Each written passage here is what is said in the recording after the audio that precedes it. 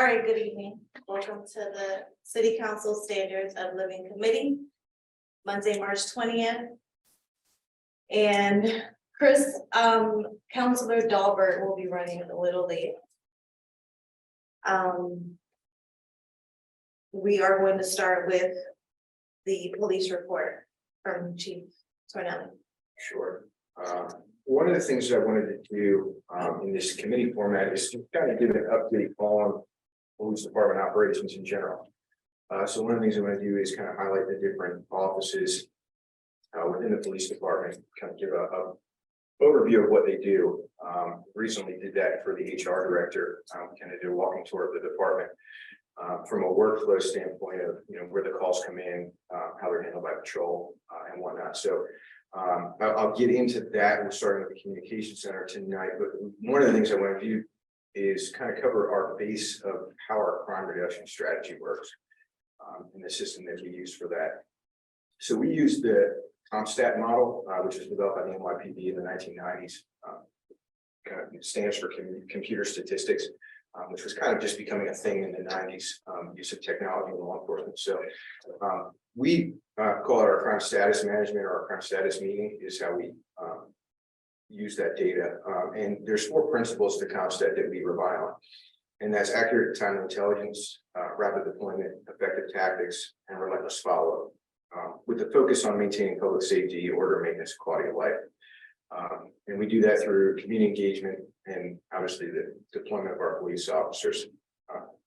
So how that really works as a process for us is we have a weekly crime status meeting, and we look at crime statistics, crime mapping, and where our deployments were the previous week and what effects that those deployments had on crime. We have an intel report that's generated by our criminal investigations division every week. That goes to our patrol officers, and that's updated throughout the week as needed if there's intelligence that we become aware of that we need to react to, especially when it comes to reducing acts of violence or disrupting acts of violence. That meeting then kind of flows right into our deployment meeting and a meeting where we discuss the investigations priorities for the next week. So we take all that data, we look at where we can best deploy our patrol officers. From that, we generate a patrol deployment report for the week. It focuses on 2 priority areas citywide that we need to focus on, and then the division or the platoon commanders for the 4 platoons will come up with a priority for their platoon. Because sometimes there's some kind of problem that might only be an issue on the midnight shift, for example, or the overnight shift. So they set their own deployments for that. It gives us a basis of where we start from for the week. That information also is analyzed in the context of our 24-hour report. So we generate a report every 24 hours on what crimes are occurring. And that allows our platoon commanders the ability to see if there's changes taking place and where crime is occurring, especially as it relates to patterns, clusters, and trends of crime. And they can alter those deployments. They're given the authority to alter those deployments based on that information. So if we start seeing a problem crop up over a 24-hour report or multiple 24-hour reports before that weekly deployment meeting, they can adjust deployments as necessary. The other thing we do in that meeting is we look at trends. So we'll look at a 7-day analysis, a 28-day analysis, a year-to-date analysis, and then we compare them with multi-year trends. So we're really looking for overall trends that are occurring in crime in the city and how we can strategically deploy our personnel. But we're also looking at those tactical deployments based on what we're seeing in the short-term periods of 7 and 28 days in order to effectively put our officers where we need them to be. We also use a lot of other resources at the county, state, and federal level to help us with those deployments, and specifically to attack a lot of the violent crime problems that we're seeing. So currently we have good partnerships with the county district attorney's office, their drug task force, and the sheriff's department at the state level, and also county probation. We've been working a lot with them, especially juvenile probation, to address the youth violence problem we're seeing. At the state level, we work with the state police frequently. Many of their different units, state parole, and their auto theft task force, which has really driven down auto thefts in the city considerably since we've been participating in that for a number of years. And at the federal level, we have officers assigned to an FBI task force, the DEA task force, Homeland Security's task force, and the U.S. Marshals task force. Just this year, the U.S. Marshal Service task force, we have an officer assigned to has made 13 arrests, and those are all primarily violent offenders. So they're taking information from those crime status meetings where we look at investigative priorities and we identify folks who have outstanding warrants that we believe are still contributing to acts of violence in the city, and then we'll specifically go out and target them. A lot of times it's hard for our officers to follow up. They're going from call to call a lot of the time, so it's hard for them to follow up on warrant service. So this gives us an added tool in order to get those violent offenders off the street. So that's kind of our strategy in a nutshell, how we process data. If you have any questions, I'd be happy to answer them. Joey? I do. Sure. I'm curious, just because I was at a community meeting in District 6. And they knew what areas in the district were like the hot spots for crime. Correct. And I brought this question up and they said they weren't sure, but the question was, is there a way to tell between the people that are involved in the crime, where it happened, but where those people are from? In other words, are there certain areas in the city where there are people that are the felons committing the crime to areas where the crimes are being committed? And I know it's fairly well known, like where the areas are hotspots, where the crimes happen. But are there areas, like, do you trace where the people who commit the crimes, is it in that neighborhood that they're from? Are they from another area? So generally speaking, most crime is committed within the geographic area where that person lives. Now, that's not necessarily true, especially when it comes to violence. So if you're talking about burglary, theft from autos, those types of crimes typically occur around the area where the individual lives who's perpetrating those crimes. When it comes to violent crimes, we see that there's, we have different gangs in the city, so they have their areas where they operate. So then when there's a dispute between the two of them, we may see some lead over from one area to the next. Okay. And that's really where that intelligence report comes into play. Because they'll give our officers an idea of, hey, this is an area where we're seeing these crimes committing. This is where these individuals are known to hang out or live. So they know where to really tailor the deployments to target those individuals. Okay. And it's one thing that we're really trying to get a lot better at is, we may have a hotspot of crime in the neighborhood, but our goal really is to identify who's committing those crimes and to target those individuals. Before, there used to be details like a zero tolerance detail would go out and we've crime in this neighborhood, so let's just go out and make arrests in that neighborhood. But it doesn't really solve the root problem with the crime. So we're looking to be more precise about who we're targeting and when we're targeting in order to get those offenders off the street and not necessarily go out and cite individuals because they parked at the yellow curb because they got home late from work and there was no other place to park. So we're trying to be more precise about it, and part of that is taking an analysis of that information as to, all right, the crimes are occurring here, but who are the offenders committing those crimes and where can we target them? Anything else? Yes. Sure. Lots of questions. Excellent. This is for me, just because I've often been curious about this. When I think of the police department, it's almost like twofold, and you sort of touched on it. There's the section about serious crimes that drugs, violence. But I know that the police are called for like quality of life issues. Correct. Is there a division in the force of people that go for one and the other, or how is that split up? So most of the follow-up on violent crime is handled by our investigations division, either through criminal investigations or our vice office. Vice office primarily is focusing on drug crimes, although they're taking a larger role in gun investigations right now. So for the most part, quality of life is handled by patrol. And we have the city's broken up into districts, so the patrol officer who's assigned to that district would handle the quality of life issues in that district. This is going back 20 years prior to Act 47, when we had a larger department. We actually had units assigned to each platoon that just handled quality of life calls because we had the personnel to do that, which a lot of times those quality of life calls fall down the priority scale because we're responding to things like violent crime, burglaries, domestic incidents, car accidents. So they fall down the priority list, and then we have the problem that noise complaint came in an hour and a half ago, 2 hours ago. Now the problem has resolved itself, but the individuals who are causing that problem are still there, and the next day they're gonna be playing music loud again. So those quality of life cards gave us the ability to just have them focus on those types of calls, and they would handle those parking complaints, loud noise calls, disorderly individuals. And it is, you know, we look at balancing everything that a lot of times when you see those incidents like we had in Riverfront Park at Pagoda with loud music, we know that they can eventually turn into violent incidents. So we have to maintain a higher priority level for them at times, depending on the circumstances. So it's really a balancing act with what we can do with the personnel we have in patrol. If the force was to increase in population, which area would you want to see the increase or evenly? I think probably the focus now needs to be on patrol. Our criminal investigators, they prioritize what cases they work, what cases they don't work, or how quickly they work certain cases, and we could always use help there. But really, to get a handle on all the issues we're seeing, we would need more help in patrol division. And I would envision using that additional personnel in those quality of life, community engagement roles to get them out in the neighborhoods more, where our officers don't have the time. It's not that there's a lack of will to go out and engage the community, but they're responding from one call to the next. It really limits the ability to do that. So I would like to see if we would get additional personnel on the force, first of all, get up to where our complement is supposed to be right now, and then push beyond that. I would like to see them in that community engagement, quality of life role. That makes a lot of sense.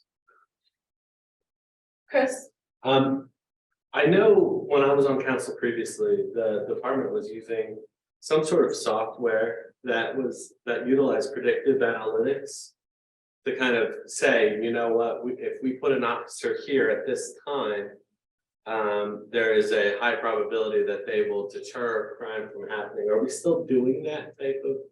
We are, but not with that software. So one of the things I was talking about before you came in was our crime status meeting we have every week. We're looking at that data. We're looking at, you know, short-term trends, 7 to 28-day trends, but looking at the historical data. And what we found was when we were doing our own analysis of it, we were coming up with the same solutions that the computer program was by analyzing our data. So we're able to take that information and then tie it in with the intel report we get from our investigations division of, you know, these are violent offenders, this is where these crimes are occurring, and really refine those deployments even better than we could with the program we're using.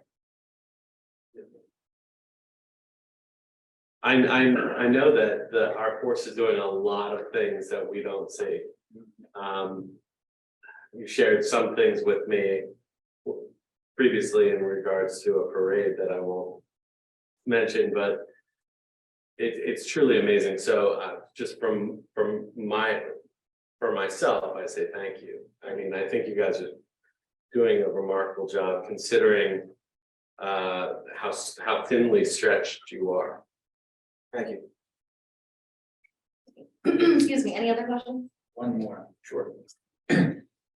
Just to tag on to what Councilor Dahlberg said, I think those in city government realize how much the police are doing. I'm not sure that the public does. Right. And I wish there was a way that it could be communicated, that they understand that there is a lot that can't be disclosed. I don't know what the answer is, but without giving details, maybe just numbers of incidents, just so that the public would realize that something's being done to address the issues that everybody has a concern about. I mean, when I go around in District 6, this is probably the top priority, right? Parking comes in number 2, but this is the top priority. Right. And it's one of the things that we've been looking at, ways that we can kind of highlight that work that's being done, how we can get that information out there. Like you said, even the statistics of what these task forces are doing. We have a lot of resources here. I think a lot of folks don't know about it because a lot of those task forces operate behind the scenes. They're not being informed patrol officers you see out on the street. Yeah. So it's trying to look at how we can get some of that data out there a lot better than we are now. I think it would really help with the people that live in the city, just to know they're very frustrated, Right. you know, and if we can communicate a little bit better that yes, it is being addressed, we may not be able to give the details, but if they had some sort of information that they know that it's being worked on, sure, it would be a help. Absolutely. I also feel like with that, you know, the community may say, there's not enough police presence, but then when there is a lot of police presence, they're like, there's too much police presence. Right. Like, it's, It's Yeah. difficult. you can't, right? Do you have any other questions? Okay, do you recall how many officers were there prior to Act 47? At one point in time, we were at 215, but we were mainly around 209, Okay, And now we're at, 168. and when, for each shift for the officers and how they're put in different districts,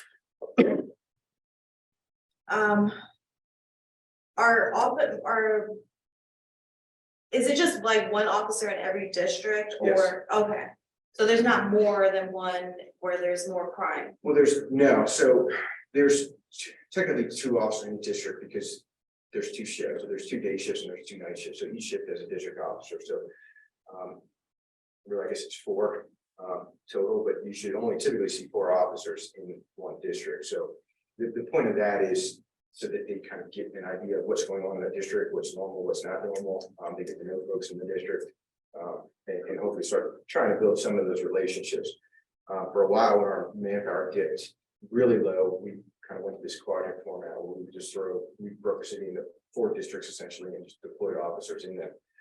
So this we kind of brought back to the model, the way that the department operated when I first came on the job, which was having officers assigned to a specific district so that they can get a better understanding of what is going on in that district.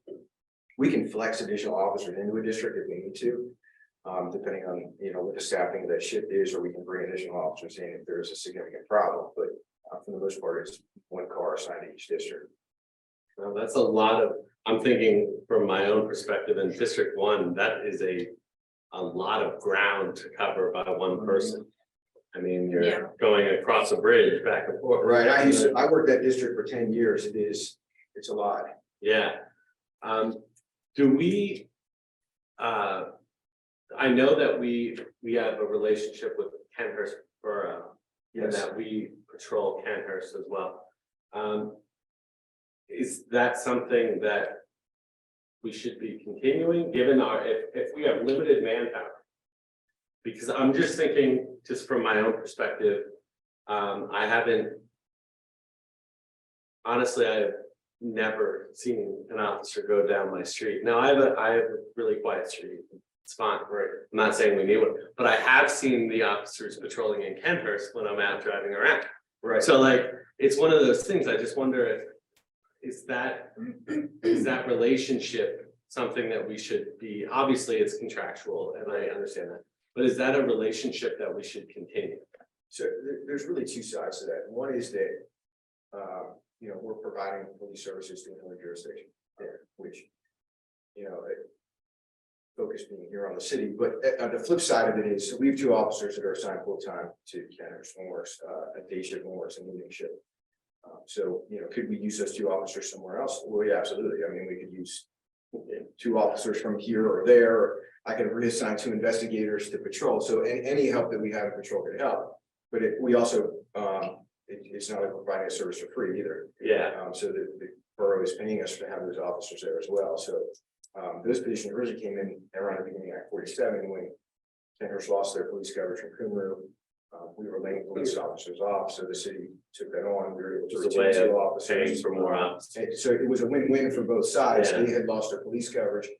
We were able to keep some officers on the payroll, but with anything, it's always worth revisiting at some point in time, I would suppose. I think the bottom line is we need more. We do.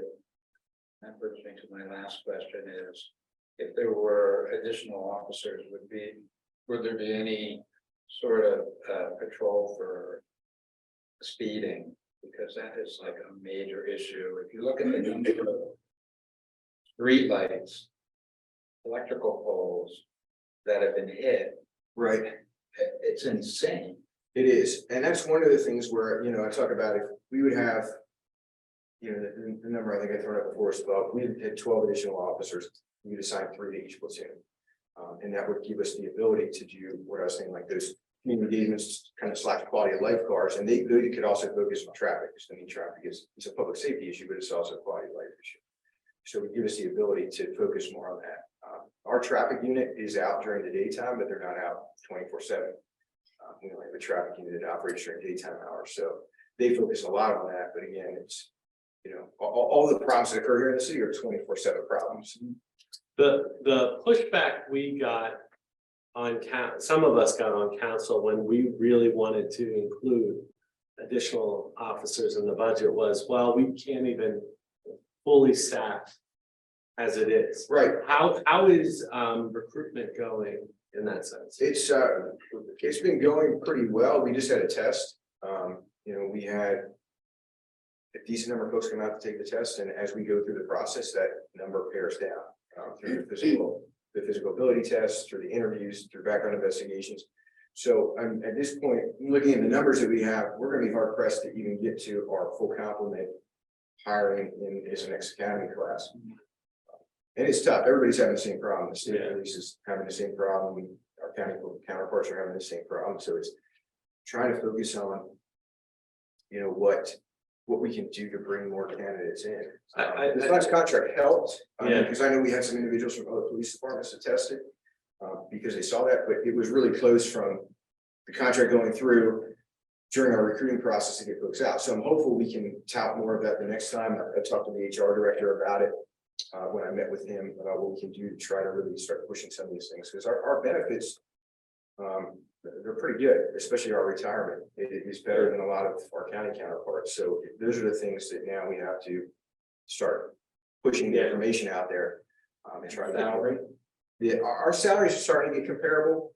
It's still a bit lower than the county departments, but again, there's some trade-off. We offer a lot more opportunities here for police officers. There's a lot more opportunity for advancement to go to criminal investigations or vice investigations office, additional units in the police department that vice county departments don't have. I mean, you get hired in a smaller department and you're just a patrol officer for 20, 25 years. Not that there's anything wrong with that, but there's a lot of folks who want to aspire to do other things. And we have those opportunities. So there's a bit of a trade-off with that. I think that, we may not have the highest pay, but we have more opportunities for folks. And that retirement is something that is key too. I mean, maybe it's not something that people think about initially, but once they would get here, I would think they would be like, oh, okay. And it's one of the things that we've been pushing. I know Lieutenant Lewis, when he was out at a career fair, he was talking with some folks who were looking at other police departments, and he was like, all right, well, this is the retirement there. And while you're probably not thinking about that at 22 years old, think big picture, and this is where there's a benefit here. Yeah, when you're 40 or 40. So. Right. So we're starting to try to incorporate some of those things into our recruiting. We are waiting on the final award from a PCCD grant, which infuses with some funds to really help our recruiting program. And I think maybe you would probably know this better than me. I think the state may have just passed an incentive in the form of a tax credit for all first responders. I believe that, I don't know if that's finalized yet, but I know that it was out there. There's like a 3-year tax break for new hires. So hopefully that helps. Like I said, we're going to be working with HR to get some things together that can hopefully push out recruiting. We just got aligned on some other opportunities today, so keep pushing. Do new recruits feel that to take a position in the city of Reading would be more intense than if they took a position in the suburbs? I'm sure, the volume of work that we do here, our officers get exposed to a lot more. They get a lot more experience real quickly.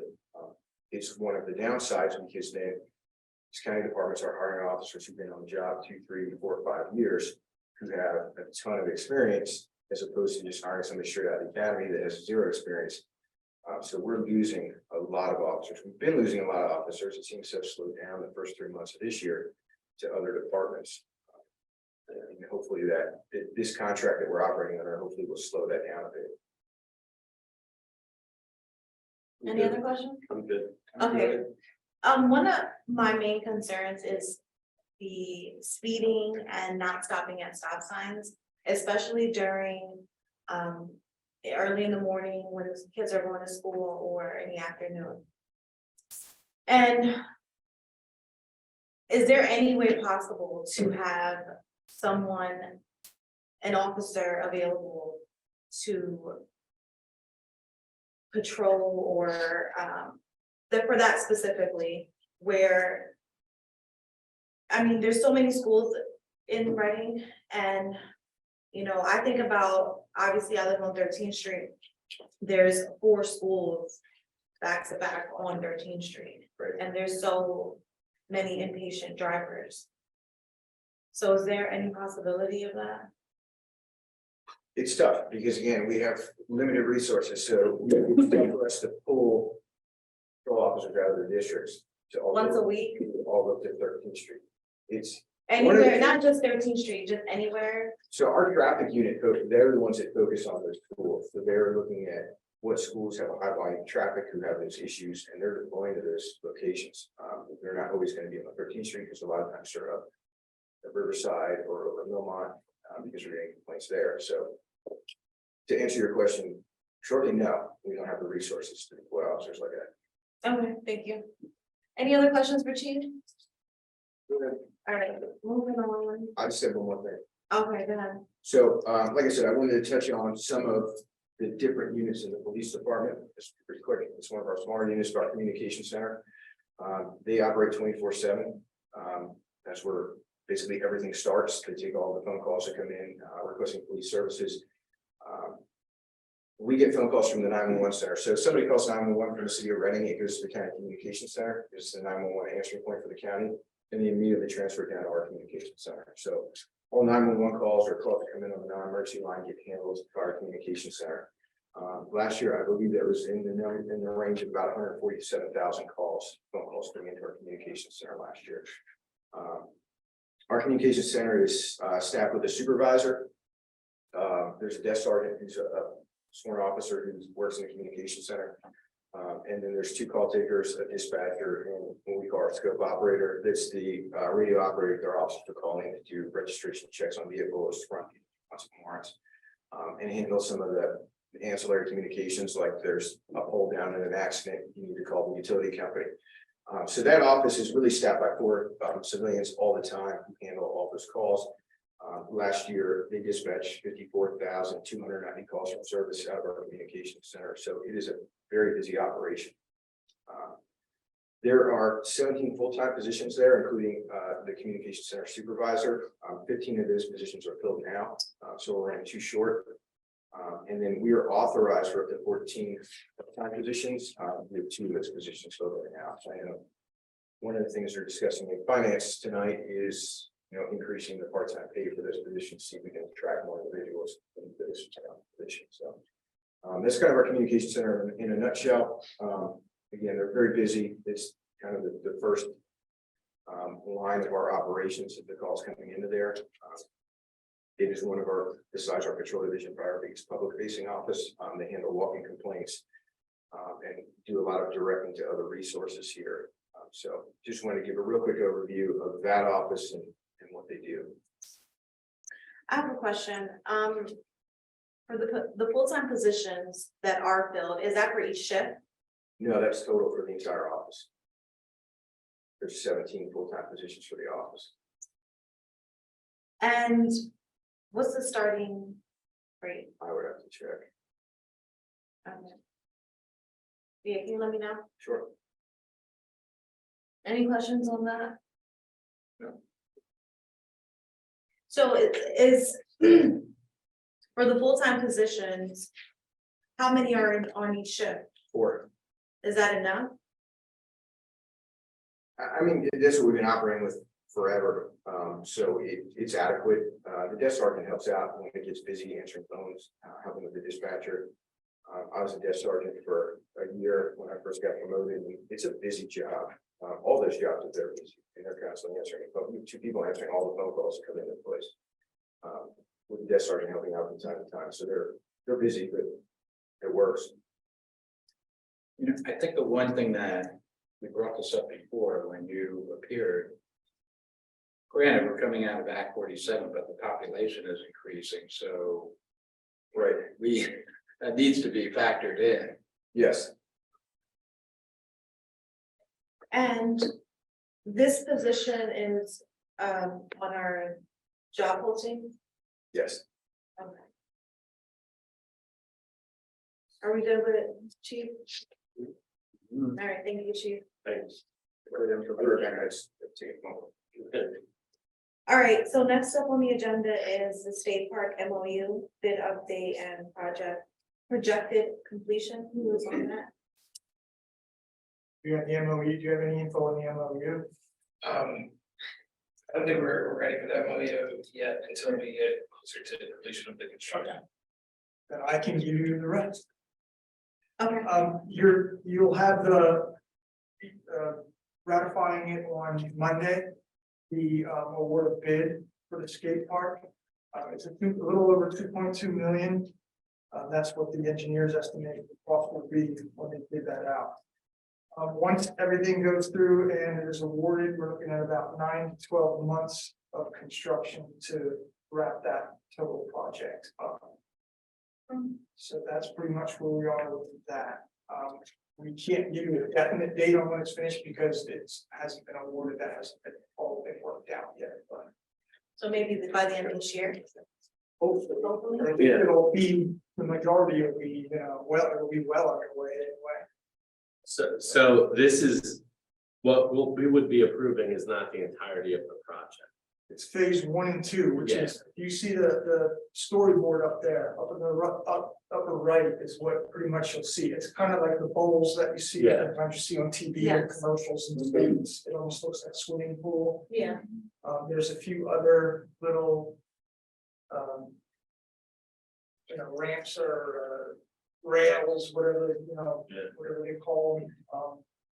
And that was phase 1 and 2. Grindline is the company that's doing the major stuff, and then the Land Tech is the one who's doing most of the site work as far as excavation, digging, everything like that. But Grindline are the experts in skate parks. Yes. So they're coming under the Land Tech Enterprises bid.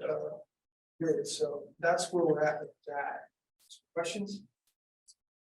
So you're saying 9 to 10 months for the 9 to 12 months. 9 to 12 months for the completion of phase 1 and 2? Once they start, yes. Oh, okay, I thought it was like for the whole thing, so just phase 1 and 2.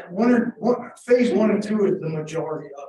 Okay, I think the phase 3 was just some other site amendments. I think they were talking about like some shades, stuff like that, that oh, right, keeps kids cooler, picnic tables, bathrooms, things like that, which were kind of, if we want to do them, we don't have to, but that would be another phase of that if we choose to go that route. thank you. Do you guys have any questions? I'm happy to see it moving along. Yeah. It's been a while. Thank you, Kyle. Yep. Update on 131, 133 Schuylkill Avenue partnership. Yes, the Climate Corps will be starting with us in May, and we're gonna use them to assist to keep that park clean and spruce it up, freshen it up, and take care of it weekly, or whatever we need to do, as much as we need to do. So that was the plan for that, was to use them all summer long to keep that looking good. I haven't heard anything on any outside group assisting in that. I know there was some talk about Goggleworks, but I don't know where that's at. They have it on hold until they bring it up to their board. Are there any plans to change any part of it, like remove any of the trees or? I think that's something we're gonna have to look at once Climate Corps goes in there and cleans it up good. Because who knows what they're gonna find in there, but if they clean that up good and we decide to, throw a couple benches in there, things like that, we could certainly trim trees. The cow Cut back what's You want that, the cow? the cow, Is staying going? I don't know. Sure is. We'll have to look at that. Okay, like, all right, I'll ask what the cow, You have to drive by. Yeah, Yeah, it's fine. like like one of the ones that was like, part of that, like citywide over, they had, or like stuff like a ceramic kind of. Like the frogs and what's, Yeah. is it bears and woods? The only one. Yeah. Now they have it in like. Yeah, Yeah. I remember seeing. Right. like years ago, like actually it's like all of that area, except for when I went to law school in Carlisle. So they have in Carlisle, Harrisburg, and I don't think they have here. Dickinson guy too. Yeah. Oh my gosh. Anything else from Carl? Any questions for Carl? Did you miss one? No? Park and open space plan? Yeah, and that comes up, that came up a while ago. There was a presentation like a year ago, and the issue is. We have to make a decision if we want to do this, because it hasn't been updated for a while. It could either be part of our comprehensive plan, which my understanding is that also is like long overdue. Or we have to go through a specific process that is set forth by DCNR. So. So my understanding is that the grants administrator needs to have this approved sooner than later so that she can move forward with some of that stuff, so. And I told her we had a presentation ages ago and then we never heard anything since. I thought this, I remember before I was on council, this came from Reading Rec, and I think Frank was involved too. Yeah. Yeah, I assume if that's the case, that the grant coordinator is involved, then it's the DCNR. So. Is there funding through grant funding through DCNR for the actual study? Not for the plan, from what I understand, the rec commission, the plan is done. Council never formally approved it. I've seen a draft, I've gotten an executive summary, council never really Is this- got like the whole thing from Daphne. And so I think we're kind of at a, where are we going next? Was this something where Daphne was going around to all these different playgrounds and having these like meetings? Community meeting. Yeah. That's where I. Okay, yeah, and Because we dealt with, And they had it professionally done, the plan is done, it's been with rec for some time We now. have to get And the we plan. never got the whole plan and we've not got requested to approve it. approve said plan, and I And think what's the that's timeline? part why Lisa needs it. I'm sorry, the timeline for, to approve. it's a resolution, so as soon as you're ready, it can be done, but I don't know that any of our council has seen I haven't seen the whole plan. It's gonna Right, take some but I time. mean, to is get there a ready. timeline that we have to do this by? She didn't tell me a specific date, she Okay. just asked for it.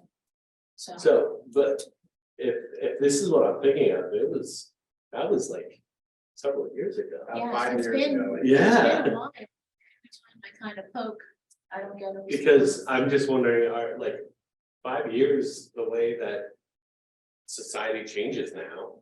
I mean, that was pre-COVID, like, who knows, is the plan still really relevant? Well, I think it dealt with existing open space And parks, playgrounds. yeah, it also dealt with what people preferred to see, whether they wanted to see a pickleball court or a squash court or a this or a that. That's part of what it was. Yeah, which is what helps to guide the grants coordinator then Yeah. as we're doing park rehab, so we know Right. what we should put I in based on remember what the there was- community there was really a wants. discussion That's just about on the park. Yeah. DCNR will hold that against you too. If you ask money from them and it doesn't what you want to do doesn't match the plan, they might not fund that. Correct. So we had that issue.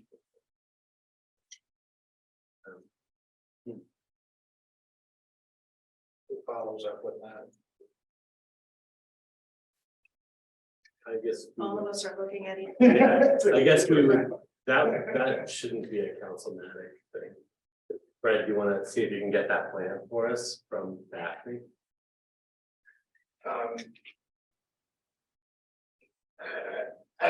I'll see what I can do. I was Or- gonna say, I'm trying to figure out this, because I know this gets, and I don't want to commit, because I know this is, it's not like a time and effort thing, it's like, I feel like there's there's a reason it's not done yet, and it's Oh. not because of lack of trying.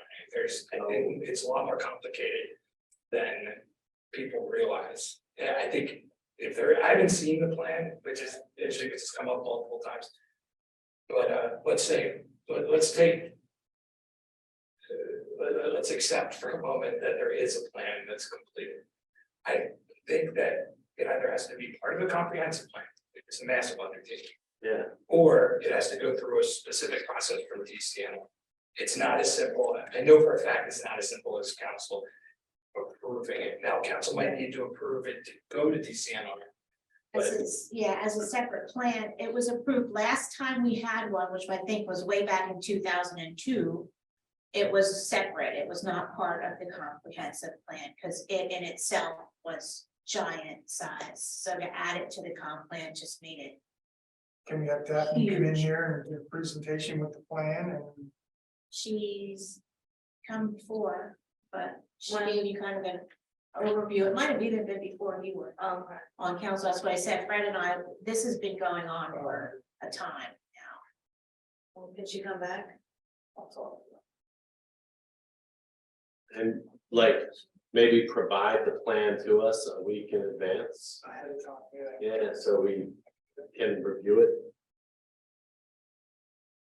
Just think of some of the changes that have happened in. Yeah, that's what I'm saying, The playground in the city park. yeah, Yeah, pickleball wasn't as big a thing 5 years ago. yeah, and now people, Now, everybody wants pickleball courts. yeah, Yeah, it's true. I remember it 5 years ago, the big thing was soccer. yeah, Everybody wanted a place to play soccer. All right, anything else? All right, so this meeting is adjourned. See ya upstairs. yeah, Good job. good job.